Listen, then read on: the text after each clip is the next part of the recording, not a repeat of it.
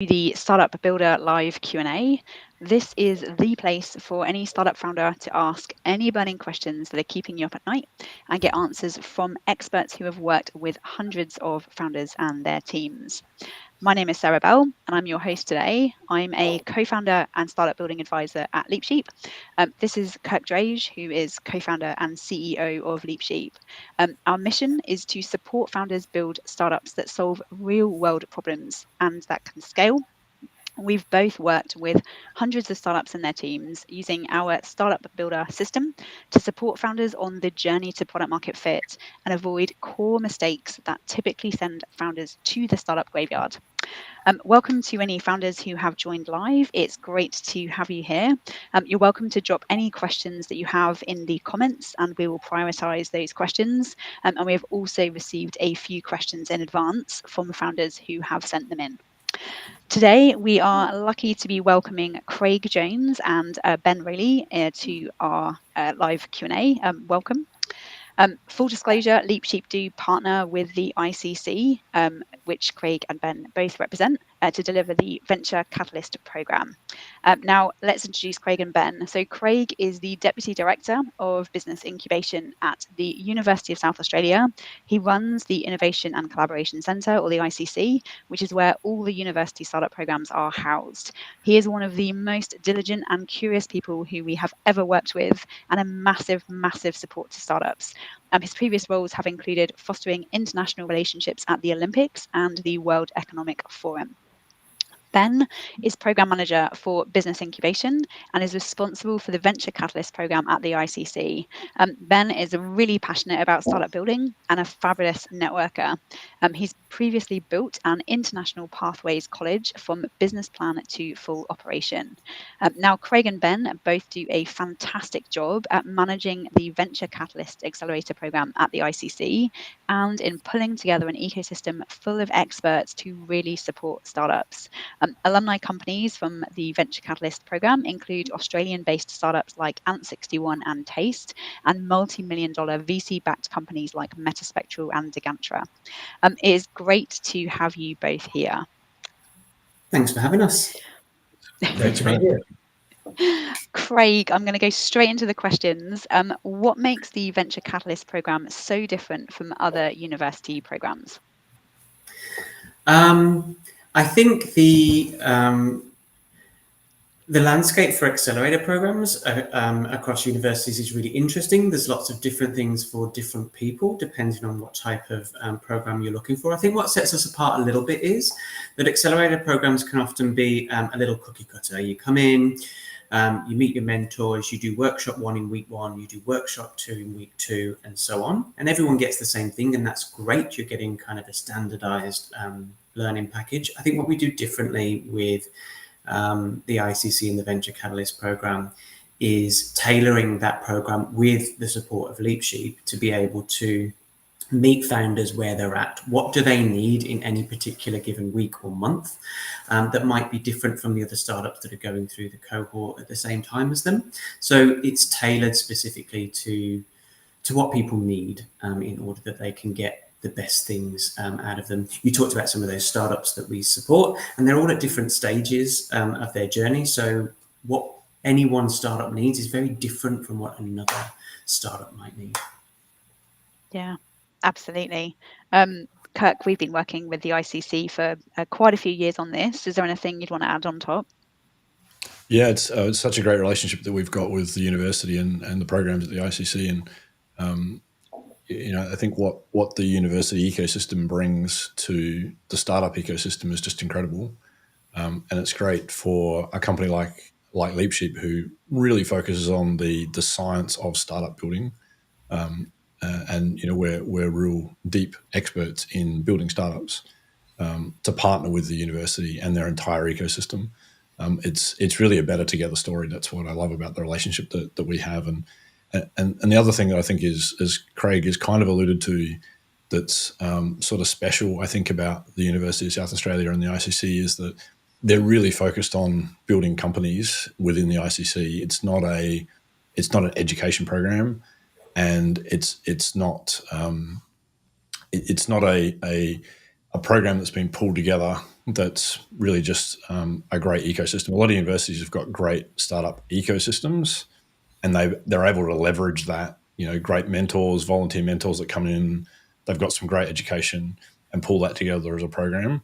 But as Craig said, that tends to be a little bit program centric as opposed to company centric, and really helping people really do what's necessary to build their company, as opposed to get a little bit distracted from that and follow a program. And that's what I love about working with the university and the ICC team. Yeah, I couldn't agree more. Ben, I'm going to come over to you next with a particular question. So you're particularly in charge, or you're the program manager for the Venture Catalyst program in particular. I know you see hundreds of applications. What are the common challenges that you see that face startups that are actually applying to the program? Yeah, so I think often what we see is people coming in with some great ideas and a lot of drive and a lot of motivation to make it happen, but often with a bit of a lack of direction. And they might also find that they're getting advice from a whole bunch of different people, and often that advice is sometimes conflicting. And so the question is, who do you listen to, and how do you take advice from a whole bunch of different places? Often people think that they can solve all your problems, and so I think one of the challenges we see is sort of people coming in wanting to know how to deal with that, and so I think that's one of the great things of working with LeapSheep as well, being able to sort of have something which is more evidence-based and with the experience to sort of help founders through those early stages. And the other thing we see also is that I think being a founder is a really lonely journey, and it's a difficult one for many people, because I don't think there's a lot of understanding out there about how much work is actually involved, and the amount of time that these things take, and the risk involved as well. So one of the things we really value doing is putting a strong community around those founders as well. So if we can sort of bring them together with a whole bunch of different founders in different areas, and sort of support them in that way, then that could be a really valuable thing as well. Yeah, that's so important. That whole community aspect and getting support network around you, so important. Yeah, because I think you can have loads of advice from I don't know, quotation mark experts, but being able to go along that journey with fellow founders who might have been there before and experienced those things can have a different impact on the way you think about your next steps, because you're talking to someone who's been through it. So yeah, we've got startups that have been around the ICC for 5 years, and so really far along their journey. So that kind of community then brings experience and insights in its own right. Yeah.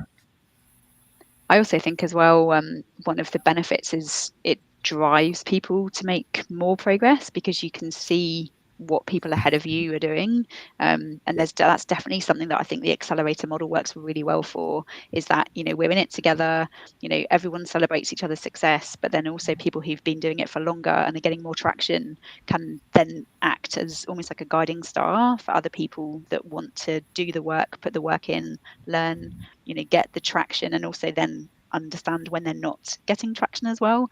And I do think that's really an advantage of that cohort model. Absolutely.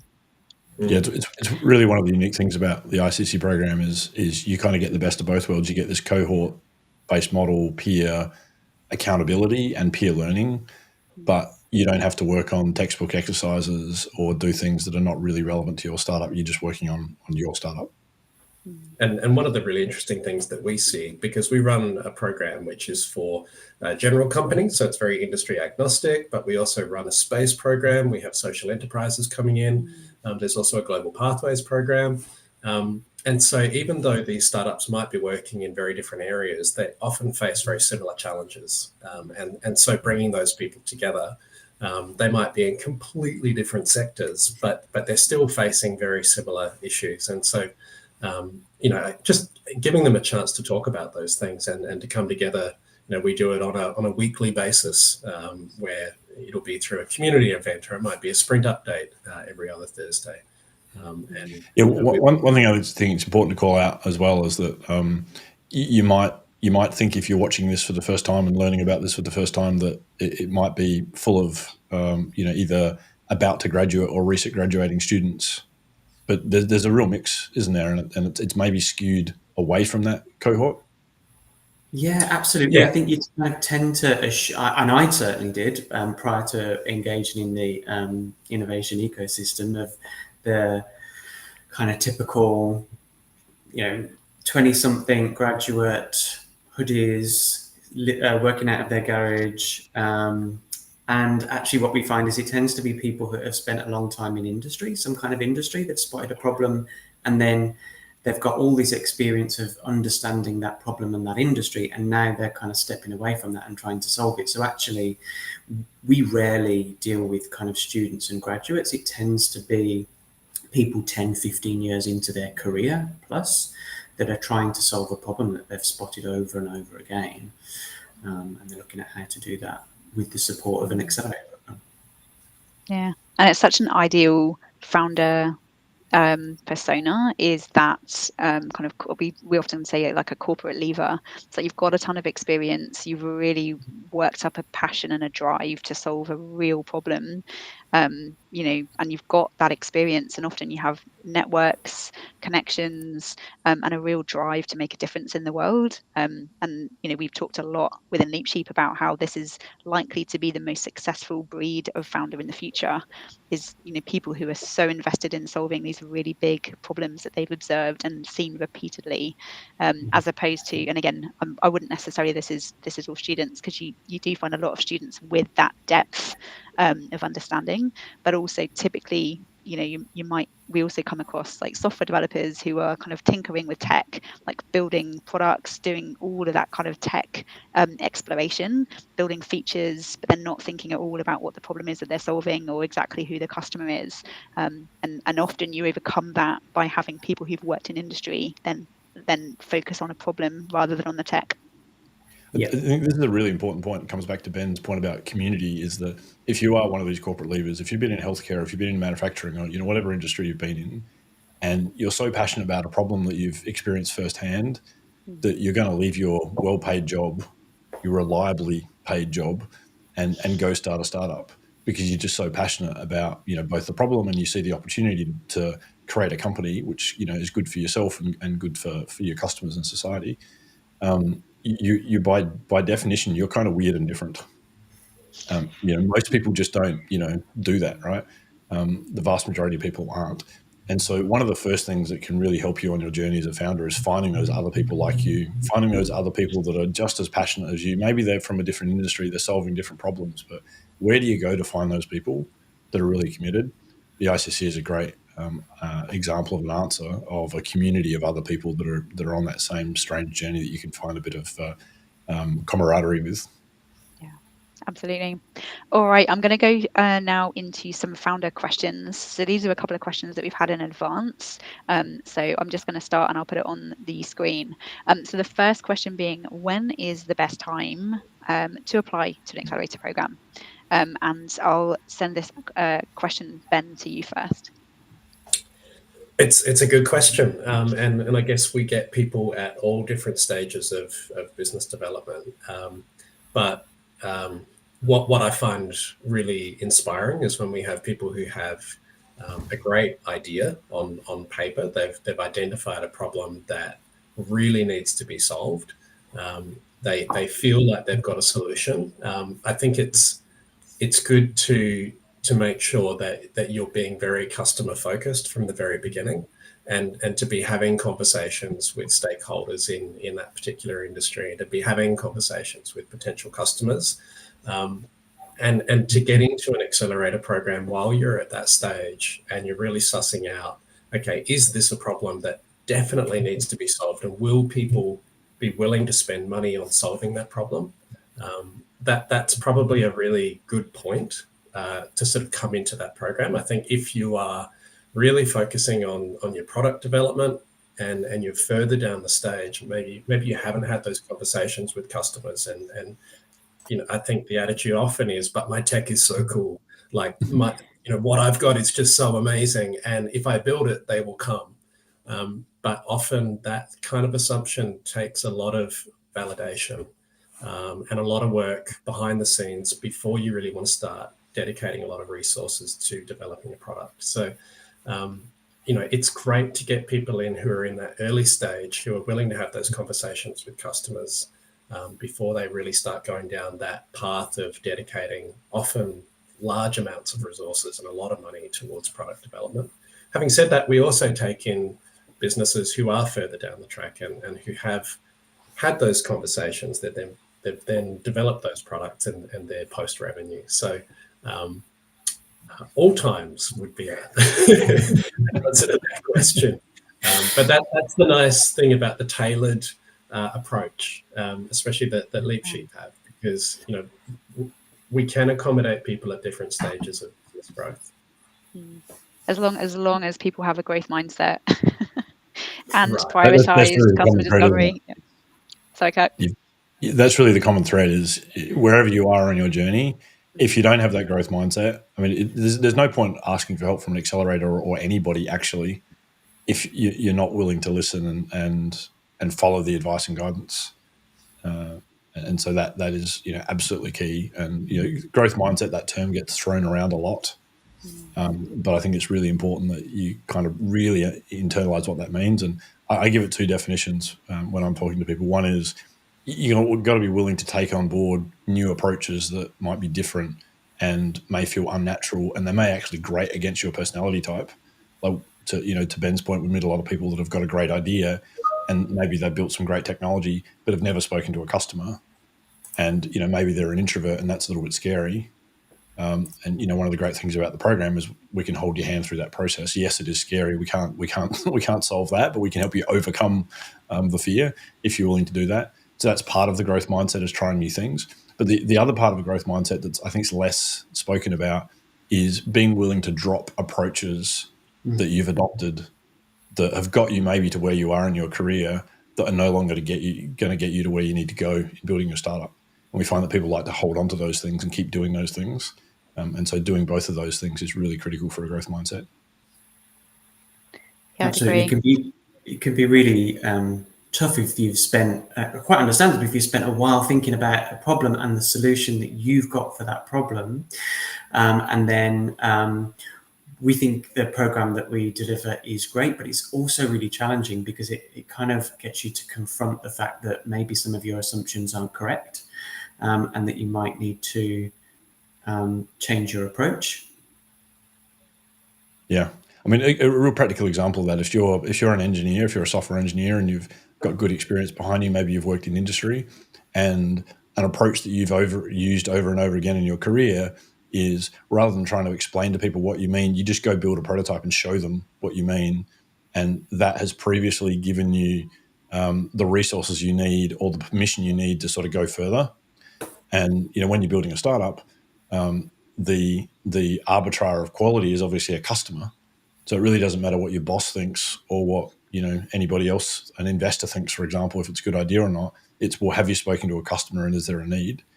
And so that process that have got people to success before may not be the process that gets them to success in the future. That's just a simple practical example. Yeah. I think as well, a lot of the companies, the space companies that we've worked with, like, space, I think, is very much, a lot of the myths or beliefs that the space founders have had is that they have to spend years developing, potentially a very high tech solution, and that there's no way a customer would ever even talk to them unless they had something already built. A lot of the time we've had to really dispel those myths, and sometimes we've helped those founders to bring forward like their ability to get revenue by years, and actually iterate and apply that MVP approach. And I think that's been quite an interesting journey, and we've been met with a lot of pushback from those founders as well. So okay, all right, I'm going to move on to this next question. So this is from a founder who has applied to the Venture Catalyst program, and they've specifically asked, what do you look for in candidates? Like, what is your quality criteria, and how do you make those decisions on who gets in and who doesn't? Your choice over who answers this one. Ben, does it make most sense to start with you or Craig? Sure. Yeah, absolutely. Look, there are a bunch of things that we would look for, and I think getting back to what Kirk was saying before, the idea of people being open-minded and I guess coachable, being able to take on board feedback and then being able to use that to then make further progress in their business. I mean, that's a really valuable quality. And often, getting back to then what Craig was saying, when people have spent a lot of time developing an idea, maybe committing all sorts of resources to it, sometimes there is a little bit of inflexibility there. And so having someone who is fairly open-minded and willing to look at different approaches, I think that's a really good quality to have. There are a whole bunch of other criteria, I suppose, as well. Not particularly interesting ones specific to the Venture Catalyst program. So for some of our streams, needing to have some sort of a connection with the university. With other streams, that's less important. But also looking at sort of various other merit criteria and things as well. So, we can be fairly flexible about what stage of development the founder is at. But just making sure that I guess they've got that right mindset from the beginning. I don't know if Craig, you wanted to add. Yeah, I think you're right, Ben. It's like mindset is probably something that comes top of the list and is one of those things that kind of comes out through conversation when we're going through an interview process, to really kind of play devil's advocate with their founder sometimes about their approach, just to understand what they're willing to give up in terms of perhaps their belief systems or their assumptions, to understand whether because this program will be challenging, it will get them to look really hard at the model or approach that they think is going to work for them and potentially adapt. Then we really have to filter for that. And we're often looking for, how is this a recognized problem? Is this really a problem in the world that actually exists? And what evidence do you have that people want this problem solving? So I think that's probably a really crucial one. There's all sorts of other things that we kind of look for: commercial viability. Has there been market research and chats with customers already? Do they have potential customers on their books? But ultimately, I guess it comes down to, is this a problem that needs solving? And how adaptable are you as a founder? Yeah. And I think the other really important thing there is for founders to be aware of what type of support do they feel they need. And is that going to be a match for the program that they're applying for as well? So we try to be really realistic about the type of support that we're able to provide founders. And we want to make sure that, if they're coming into the program, that we can actually help them in the ways that they're looking for. And so just being aware of the team and what sort of expertise they currently have available to them, and then what they're looking for external to that as well, that can be important too. No, that's good. Yeah, because I think often, founders can have very unrealistic expectations of what they're going to get out of an accelerator program. And, no matter what you put in as a founder in terms of the effort and following the advice and guidance, sometimes I don't even know where I was going with that sentence. Kirk, feel free to add on top, since I've just gone into the distance. Yeah, I think one of the things we were talking about earlier in the week, Sarah, is we speak to so many founders that have been through an accelerator, and the number one comment that we just hear over and over and over again is, I wish I had had an accelerator program before I go into my accelerator program. Because by the end of the program, it's like, now I understand all the cool things I can get out of this experience. And if I had my time again, wow, I could really use it. So I think one of the best things you can do is speak to other founders that have been through the process, and like really listen hard to what they've learned, so that you can get the most out of your experience. And Kirk, do you think that that's because people sort of assume that it's not going to take that long to be able to start a new business and grow a new business? Is that the assumption that people are making? Yeah, I think that's absolutely part of it. Everybody, including me, underestimates how long it's going to take to build businesses. I think the other thing is that I think people think that the accelerator programs are perhaps more magical in terms of the amount of progress you're going to make than they are. And I think this is It's absolutely magical. But when you look at the top tier accelerator programs, you look at the Y Combinators of the world, and you see these amazing startups that get a lot of funding, and then they immediately go on to do amazing things. I think that's really unfair representation of the vast majority of startups that go through a program, because a lot of those top YC cohorts, they've already got really strong connections in Ivy League colleges. They've got they've either got proximity, like they're based in Silicon Valley or Boston or something like that, so they've got proximity to other founders, service providers that are really deep experts in working with startups, and so they've got all these unfair advantages. And so if you don't have those unfair advantages on your side, and don't forget, you're being selected to go into a YC because you've been chosen from literally hundreds of thousands of candidates, so you are the best of the best of the best. So one of the biggest value propositions of an accelerator program like YC, which is different than almost every other accelerator program on the planet, is their filtering mechanism is actually one of their biggest value propositions, because they've got such a strong, deservedly so, strong brand. But most accelerator programs don't have that, and so you're really going to have to do the work, and it takes time to build a company, and so you really have to have the right kind of expectations about how much you're going to achieve.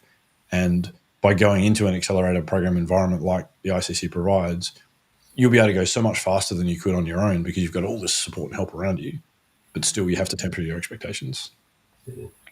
I also think one thing that I really like about the ICC programs are that, we've met many founders who have found that an accelerator program has just basically driven them to demo day and to, building a VC backable company within a very short period of time. And it can often lead founders in a really strange and convoluted path. And then once they've finished the accelerator program, it's not the type of business that they wanted to build. It's not the customer segment that they wanted to work with. It's not the product that they wanted to build. And so it can be in a big mess. And I do love the fact that through the ICC programs, whilst there is a demo day, which is the pitch and then the pitch assessment, actually it's not so much around have you become VC backable at the end of the program, but it's more, are you building the type of business that you want to build? Is it solving a real problem? And then there may or may not be a need to raise capital, or even a desire to raise capital. And I think that's a real unique selling point of this particular program, because VC backing is not for everybody, and it can lead to some really significant challenges further down the line. Yeah, I could completely agree, because it isn't for everybody, but it's held up as the standard of what every startup needs to get. And so if your accelerator program is driving you towards that, but it's going to have you make choices that aren't necessarily in the best interest of your business. Are you going to be able to find the right customers and the right model if what you're actually doing is building it for VCs and not for the market that you are going for? Yeah. I mean, I'm seeing in Seattle at the moment, there's many founders who have been VC backed that are now struggling and may end up closing down. And so I think they're kind of the golden age of VC backed startups. I'm seeing that it's potential for that to change. Yeah, and often that's a timing thing. I mean, sometimes being VC backed is really not for a particular founder, but sometimes it is for a founder. It's just that it's too early. And that's another great thing about the ICC program. Once it's non-dilutive, non-equity, and so if you need more time to get yourself organised to become VC backed, then you've got that time. Just because you start the Venture Catalyst program, the clock doesn't start ticking, which is exactly what it's like when you start an accelerator program that is an equity-based accelerator program. One thing we often see, I suppose, is we'll have startups who come in for that initial 6-month period during the accelerator program. And as you say, I mean, they may not be ready for investment at the end of that. And we certainly wouldn't want to put pressure on them to be ready at that stage. But as part of what we do, I suppose, startups then have access to another 6 months of residency at the ICC for free. And often it's in that second 6-month period or after that as well, because, I mean, our startups often hang around. We've had people go through the program in 2018 and they're still hanging around the ICC.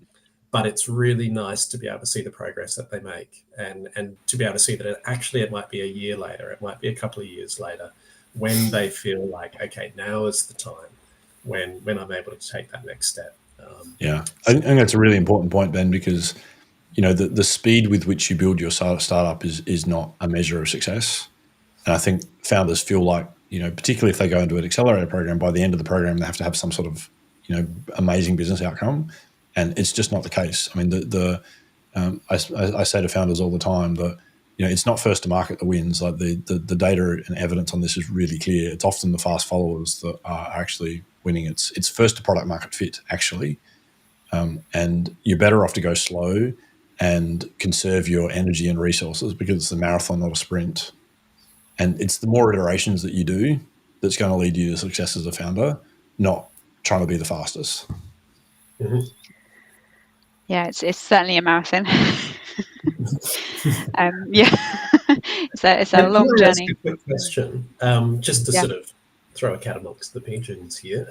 So how do founders reconcile that with the fact that they may have a limited runway, and they may not have long-term funds to be able to support that sort of activity? So, I mean, that it's really difficult, right? Yeah, 100%. And I think, and this is part of the problem with VC funding that we were talking about earlier, is once you're sort of on that VC funding bandwagon, it's really hard to slow the train down. You spend that money, and you either have to get more funding or you have to reach cash flow break even, and they're both really, really difficult hurdles to cross. But if you're not VC backed and you don't have to run by their rules, then you've got more choice. And so one of those choices, you can downsize the team. You can, depending on how big you are and how far you are along, you can go get a side hustle, do consulting for a couple of days a week. And this is a thought process that doesn't occur to a lot of startups. We find is they sort of think they have to be building their business or they're dead. And there is the third option, which you can slow the building of your business down. And we like to have that conversation as early as possible with founders to really set them up for success, because the lean startup methodology, which is what we advocate for, is all about iterations. It's all about getting something into the hands of your customers quickly so that you can learn what they want, what they value, and learning from that experience. And obviously the first time you do anything, it's going to be poor. The second time you do it, you're going to have a little bit more learning you can fold into it. And the third time you do it, more learning, and and so on and so forth. So the more iterations you can do, the more likely you are to find success. And so really setting yourself up for more iterations and not trying to reach these big, milestones like having a launch and getting as many customers as possible at launch, that's generally not a great approach for the vast majority of startups. Yeah, and I think that's, you hear a lot, particularly in the US, about startups that are building in stealth. And to me, the real meaning of stealth is, rather than having like a big launch event, it's just it's finding your niche beachhead customer segment, doing the user research with them, getting validation that there is a problem, showing them a scrappy solution concept so that you can check that you're onto something and that they would actually pay to have this solution because it's so much better than what they have. And then being able to get a few of those paying customers, get their feedback. What do they love? What don't they love, or what's a bug? And then finding a few of those customers through word of mouth because you've created fans. And actually that, to me, is the real definition of stealth, is it's doing all of that work and growing just for learning, so that when you get to product market fit and then you can grow for growth, that is that point when, a launch of like a big launch, actually it's not even needed. Like, no one heard of the launch event of Airbnb, Uber, Netflix, like any of them. They just came up because people loved them and told other people about them. And it's that critical element, which is absolutely critical to building a successful startup. That's so true. And I think this is a really topical discussion at the moment, stealth, because stealth building startups in stealth was a real Silicon Valley best practice like 10 years ago, for all the reasons that you just explained, where you just want to start working directly with customers in a small way to get feedback to make your product better without telling the world that you've got a product.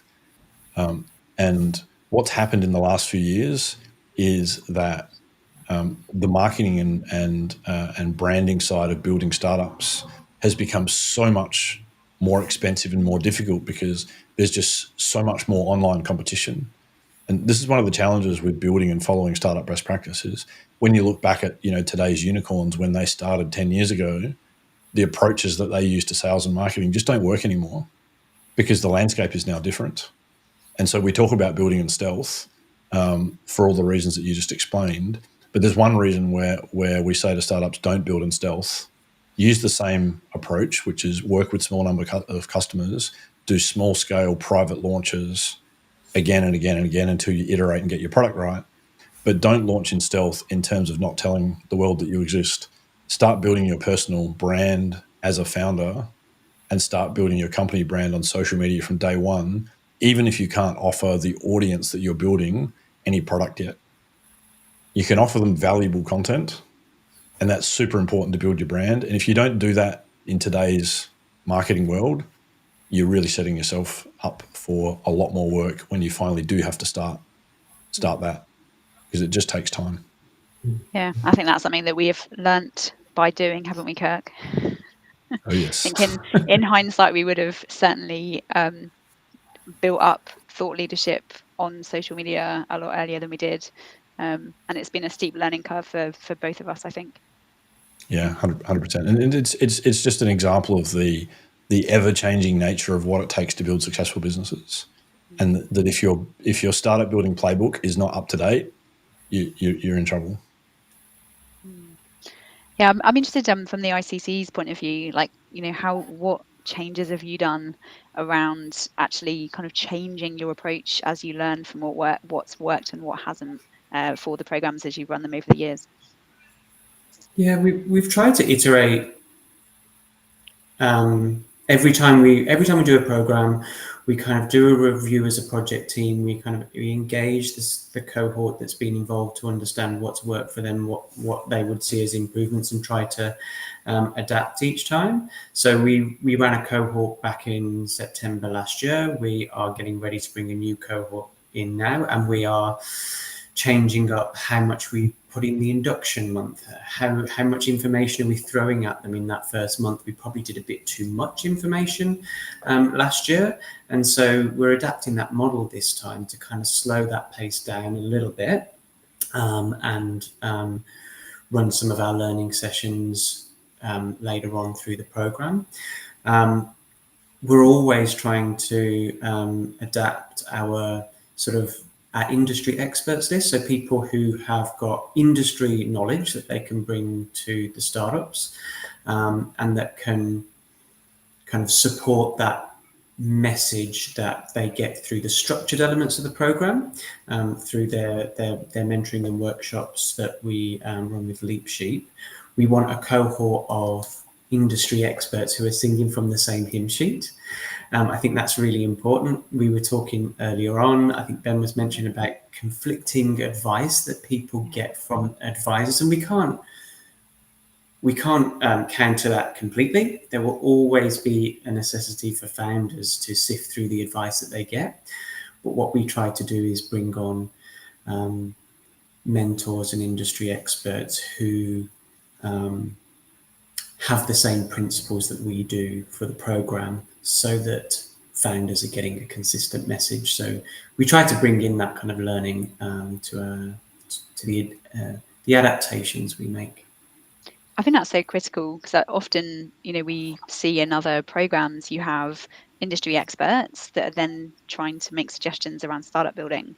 And it's in many ways, it's kind of like stay in your lane when it comes to advising. So like legal experts should focus on their legal expertise, industry experts should focus on their industry expertise, startup building experts should focus on their startup building expertise. And that goes a long way to avoiding those conflicting situations that founders find themselves in.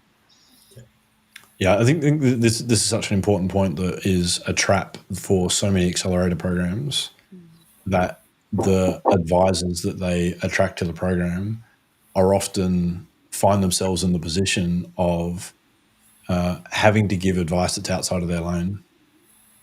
And what I love about the ICC program is helping advisors understand that there's other types of advisors and specifically for risk management around managing innovation risk and building business models and commercialization.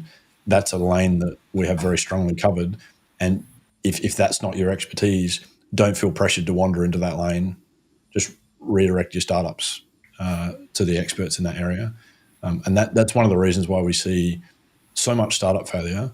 We're having this conversation, literally every day with founders, Sarah, about giving them advice and saying, for your situation, we've seen your situation, 100 times before. Here's what you mustn't do, and here's what you must do to succeed.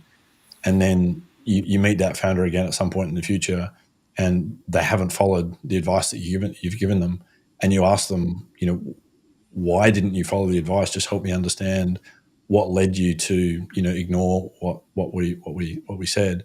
And invariably what happens is they said, well, I spoke to 10 other people and they all told me to do X, and that wasn't what you said.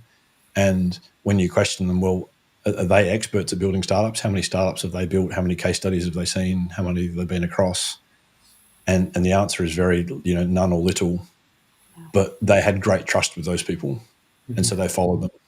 And this is a recurring problem that we see over and over and over again in the startup world. Yeah, it really is. And I think there's education around the mentor group that we have at the ICC, but also for the startups about. I think to this question on the bottom, what kind of mentors should I look for, and how do I get matched to them? Understanding what you want to get out of that interaction, and what they can advise you on and what they can't advise you on. Building, we have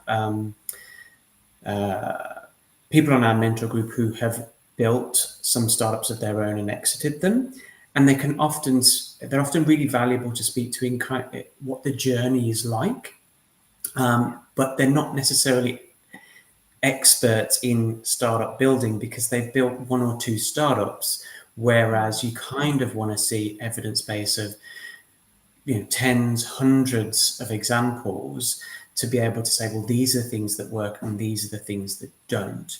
So we do talk to our startups about how do you filter the advice that you get? What are you looking for as the experience that mentor has that means that they are able to advise you on a particular topic? Exactly as you were saying, Kirk, if we've got legal experts, well, you can go to them for legal expertise, maybe around your contract law, or maybe it's about IP, maybe it's about marketing. So understand what their background is and where they have real experience and evidence for the advice that they're going to give. Yeah. It's an interesting one. I kind of liken it to reading the news. How do you know what's real, what's not? You have to have a filter on all the time, don't you? And check your sources and who wrote this and why. Sort of asking some of those questions can be a useful sort of way of navigating that one. Yeah, 100%. I mean, I always say back to the point that you really made really, really well, Craig, which is about, if someone has built one startup and exited once, then they've got a very specific story that is theirs to tell. But it's just like, Mark Zuckerberg, he is not an expert in startup building. He has built one startup once that is successful. And, even if you look at someone like Elon Musk, who has built multiple companies multiple times, actually now, he's no longer a really great case study to follow because, I saw in the news that he'd made a comment, I think when he took over Twitter, now X, he basically fired their entire marketing team. And he said, well, I am the marketing. And there's very, very few people who have that level of charisma and brand themselves that mean that no one else in the company needs to do any marketing. Of course, that kind of philosophy that he can now have, since he is so well known, is of course completely not relevant or valid for a very early stage founder.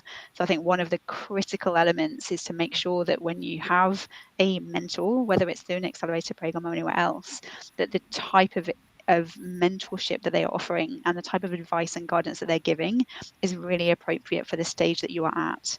Because if it's not, then it's going to take you down the wrong path. Same with fractional resources. If you have like a chief marketing officer or somebody that's a real expert in financial modeling for established business, like the type of advice that they're going to give to a startup may be completely wrong because they don't have experience with early stage startups. So a critical question, I think, is around that stage. Okay. Yeah, I was just going to add on another really critical aspect of this question about mentoring is goes to mindset. And we talked about founder mindset and how important it is to have the right mindset, but accelerator program manager mindset. Let's talk about that for a moment, because I think this is where I think the ICC has a really forward-thinking approach to this mentoring question. So many program owners that I speak to, they think that diversity of opinion is a plus for their program, and they think, well, if I can expose my founders to 20 different opinions on a topic, then surely that's a good thing. And I couldn't disagree with that more. It comes from a place of thinking that building startups is an art and not a science. And as soon as you apply science to something, that there are generally right answers and wrong answers. And although we're definitely not done on the science of startup building, we've got a huge amount to learn. I think just the desire to move in that direction of there are better answers and there are worse answers is a great mindset to have. And for founders, looking for those better answers, as Ben said, check your sources, look at who you're getting advice from, look at the question you're asking, and do they have the right kind of experience to answer your specific question? That is a really, really good place to start from. I think, as you said, like that the idea of diversity of opinion or diversity of advice, I've seen that play out real time in a weekend-long hackathon around a space initiative a few years back, where a whole bunch of advisors were brought in to coach teams. Which on the surface of it, it's like, great, they're going to get all this help, advice and support. And I saw a team have a meltdown because they just had so many differing opinions that they just had to check out of the whole thing for a couple of hours because they just were so overwhelmed. And obviously that's kind of a bit of a pressure cooker environment. You're doing this across sort of 2 days. But that whole process exists when you have an accelerator program where you're saying, look, here's these 30 advisors. They can all give you advice and support, and they're all experts at building, telling you how to build your business. It's too much advice sometimes. Yeah. You don't want to go to a surgeon and go to 10 different surgeons to get 10 different opinions, right? You really want the one thing that is going to work for you in your very specific circumstances. So you want your advisors to have a set of diagnostic tools to say, I know what company you're building, I know what business model, I know what technology, I know what industry, I know your skills, your experience, your personality type. They want to take all those things into consideration and say, with all of that, this is what you need to do. Not just saying, well, here's some random advice and I hope that helps and, good luck. Yeah. I know of one program provider in the Washington state area, and one of the ways that they run their programs is to bring in a load of experts, have a founder ask a question, and have the experts all give their different opinions. And as a founder, I cannot think of anything worse than that experience. Yeah. I can imagine that would get fairly colourful after a while, wouldn't it? Yeah. And of course, you get these experts in because for them, it's a lead generation activity. And I think this is true of many other accelerator programs, is the mentors that you get are volunteers and they do it as part of their business development, whether they're giving back to the community or they're trying to find startups that they want to invest in or sell services to. And of course, they've got their own ulterior motives to being part of that accelerator program, whether they're, altruistic or not. And so actually having them debate when they don't really understand a founder's needs, wants, goals, specific circumstance, it's just awful. I think just getting founder focused is the best advice for a founder. If you're a founder that's sort of suffering from this problem, get your advisors together and get them to sort out their opinion and come to you with their opinion. because for you as a founder trying to have to figure that out, it's almost impossible in most situations. And what we find is when we bring advisors together and get them to have a discussion, they learn new things that they didn't know. They realize the language they're using is different and sometimes conflicting. Sometimes it's different words to mean the same thing. And they can just give so much more clarity to a founder if they just have a conversation. As long as they're well aware of your specific context and situation. Yeah, 100%. Yeah. Okay, I've just got a couple more questions, which I will add on the screen now. So this one, I think we've slightly covered this in different sections, but I think it's such a critical element. So this is a founder that's got in touch. I'm thinking about applying to an accelerator program. What type of question should I be thinking about to judge the quality of that program? Kirk, I might start with you with this one, and then I'll bring it over to Ben and Craig. Yeah, it's a great question. The quality of the mentors, I think that's a great one. The homework that you do before you get to this question, which is speak to other founders that have been through the program, I think that's a really important one. The structure of the program, so really understanding how the program is structured to support and help you, I think is a big one. And as Craig mentioned earlier, so many programs are cookie cutter. Week 1 do this, week 2 do that, and that's not ideal for building a business, because every business is different and people are at different stages. And look, things happen during the program. Just about every startup that we've ever supported through the program, something happens mid-program, and the whole direction changes. Half the team disappears, or capital comes in, or capital goes away, or a big customer lands, and suddenly the world has to change. And if you're going to take advantage of that change, then you've got to be flexible. And so you want to know how flexible your program is. They're probably some of the big things, and also intent. I think what is the intent of the program? I think this is probably the biggest question that you can ask, actually, and that is, what does the program care about most? And the thing that I love about the ICC is the program cares about you building your business, and that's really the answer that you really want. It's not about we're not trying to impress sponsors and get social media presence. We're not trying to demonstrate how much capital we can raise to impress anybody. It's about building your business and helping you on your journey to build your business. And I think that's one of the most important things, is that alignment of intent. Yeah, I'd agree. Intent is really important, and lots of accelerators have different intents, right? And depending on what stage you're at and what you're looking for, that might be fine for you. So we don't take any equity as part of our program. It's all IP-free approach, which means, like you say, Kirk, our intent is about building founders and building startups and providing the support that they need. It's not about what we're getting in return. So our drivers will be very different from some of those other accelerators that charge you to be involved in them or take a percentage of your business as equity. They're looking for a return, and their filters on who comes into the program will be different to ours. We can be a bit more risk hungry, I guess, with the startups that we support. But yeah, I think intent is really important. What does that accelerator look for at the end of the program? And I think the other thing to think about also is something I mentioned before about being super clear about what is the support that you need as a founder. What types of support are you looking for? And then ask the question about whether that accelerator program actually is able to provide that type of support. And just be really self-aware in that sense. What is the expertise that I need? What is the help that I require to sort of move me to that next step? And is this the program that is able to provide that? And do they have the flexibility to be able to stick with me if things completely change, and if I have to pivot a dozen times? Something like that, I think, would be fairly important too. Yeah, I'd agree with that.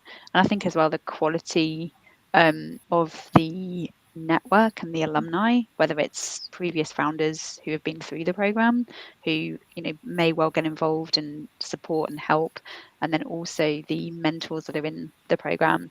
And one of the critical elements is with those mentors in the program, like, is there a framework that they're all like knowledgeable about and are using, so that you don't get that conflicting advice? Because that common framework is absolutely critical to make sure that you don't get taken off in a completely different path that doesn't make sense. Okay, I've got one last question, which I'll fit in today, and this is quite a topical one, given there's so much in the news, particularly about OpenAI this week. And I'll just add this question to the screen. So this last one, Kirk, I'll direct this to you in the first instance. I keep seeing how much easier it's going to be to build a startup using tools like ChatGPT. Is this actually true? Yeah, I love this question. Yeah, in short, yes. I mean, we're this is just following a trend that we see in technology. Right? We've seen this with with databases, with tools like Access. We've seen this with presentation software, with tools like PowerPoint and Keynote.